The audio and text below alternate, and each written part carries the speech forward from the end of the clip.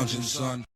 Welcome back to the Comic Lounge. My name is Ryan, and today I'm going to be talking about one of the highest selling comic books of all time, X-Force #1, by none other than the man himself, Rob Liefeld. So I've gone over his New Mutants, gone over his Youngblood. There's going to be some more stuff by him, definitely going to be going over on the channel. But X-Force #1 is something that I remember early on from my childhood. I did not get it when it came out. This came out about a year before I started collecting comics, but it was still one of the comic books that was easily available. I mean, like I said, it sold 5 million copies, so it was everywhere. Any comic book store that you went to had a copy of this, easy to get. And I mean, just from the cover alone, you know, obviously it comes polyback, so you don't get to see the back cover, but if that doesn't make you want to buy it, I don't know what will.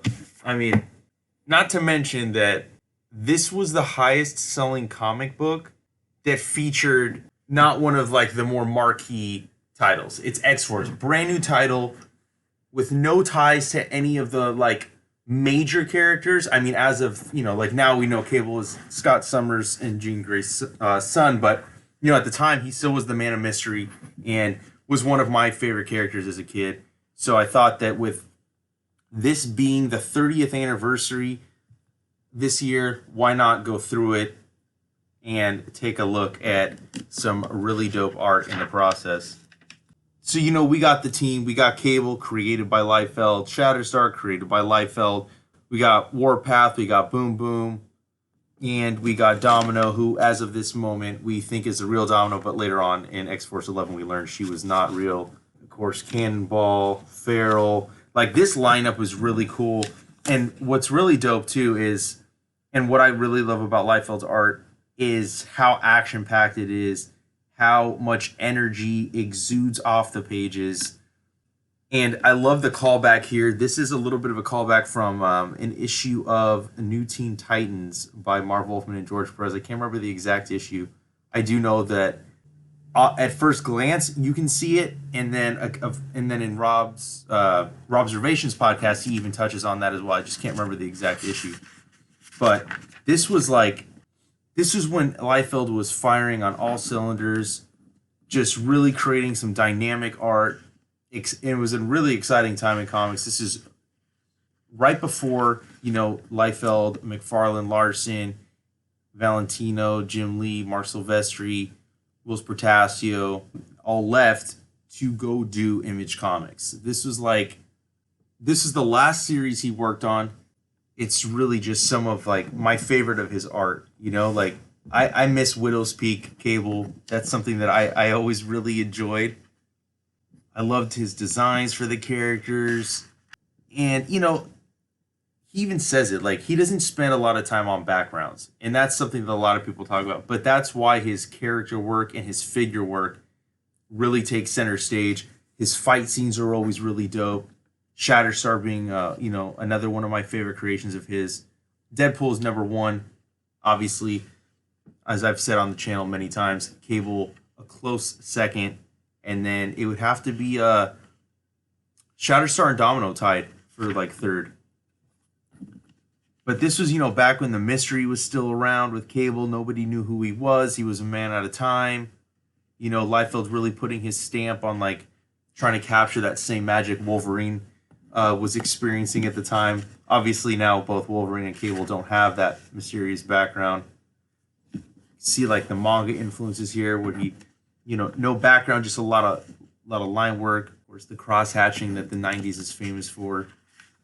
Got Strife, dope ass design, dude. I love the design aspect of this era of comic books, man. It's really just, it really is it's probably one of my favorite eras. I mean, I've gone back and I like a lot of the '80s stuff.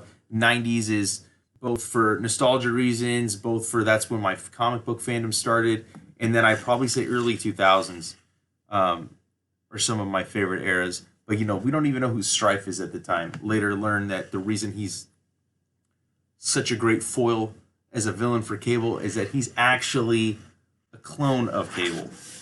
Got Farrell jumping through. Again, just every page is full of action, full of motion.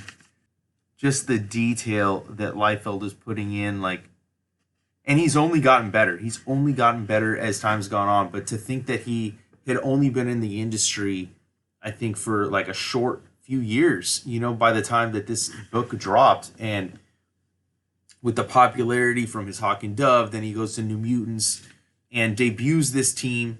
But this was like the debut issue, and for Marvel to give him his own title so soon, after having only written or only done New Mutants, starting with issue. So he took over pencil duties with 86, and within only the next issue he debuts Cable. Then you go on to have like the storyline with the New Mutants crew, who some eventually become part of X-Force. And then in issue 98, he's debuting Deadpool, he's debuting Gideon, Domino. I mean, just character after character, how many additions that he has made into the X-Men lore. These characters are still popular, still in movies. You know what I mean? Like in the cartoons, they've resonated with fans from the beginning, and they have never let go. You see characters debut all the time, and sometimes they fall by the wayside, but Cable, Deadpool, Domino, they're still a factor in Marvel Comics 30 years later. And it's always good to read these comics, in their original form before the recoloring and on the new paper stock. I like reading these in their original on newsprint.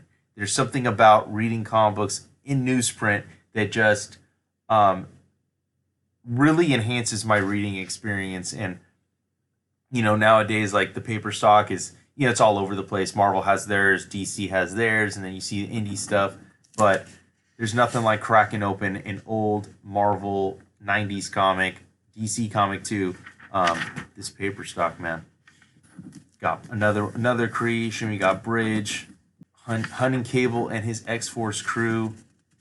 And like I said, look at the fucking cross hatching everywhere. I mean, I just absolutely love it, man. It was such a cool, new, fresh take on an X-Men shoot-off team. This is the team that's doing like the dirty work. From the beginning, we got the relationship, the history between Cable and Domino that we don't really know about. We learn much later. Like I said, we find out it ends up being Vanessa, shapeshifter, taking the place of Domino, and that comes 10 issues later. Black Tom. Again, that was Gideon, who I mentioned earlier. Seriously one of my favorite comic books growing up. No matter how many times I've read this, and I've read this quite a few times, it continues to be one of my favorite comics, man. And of course, at the end we got the Cable guide look into the files of X-Force's mysterious leader. We got Deadpool. We got Farrell. Shatterstar. Bridge. And just real quick, man, even in the back we get the ad for X-Men #1, which goes on to outsell X-Force by 2 million copies, and still holds a record for the #1 selling comic of all time. I think there's been some I've heard on the Cartoonist Kayfabe channel that there's actually, I think it might have been some of the Disney comics, or there's other comic books that should hold that spot, but like they weren't really keeping records like they were in the 90s. So, X-Men holds that spot, but nothing can take away from the fact that X-Force still holds a spot for not having any marquee character in it, with creator-owned characters in it. And I mean, just one of the best Liefeld comic books of all time. Can't wait to, I'll probably go through some of those issues, like the issue 2. I kind of want to talk about the return of Deadpool that Marvel had Liefeld kind of jump, and push up the second appearance of Deadpool because of the popularity that he experienced in New Mutants 98. Probably going to go through X-Force 11, the Deadpool, the Domino reveal issue. But just, wanted to kind of quickly share my my appreciation for this book. Didn't get too into detail of the story, but back when I picked it up, it was for the art, and it, even as I go back and reread it, it's really, mostly for the art that I want to like appreciate the book. And I hope you guys enjoy this. Hope you check out the other videos we got on the channel. Hope you check out the rest of the Liefeld coverage that's about to come out. And if you're not already following us, follow us on Facebook, Twitter, and Instagram at The Comic Lounge.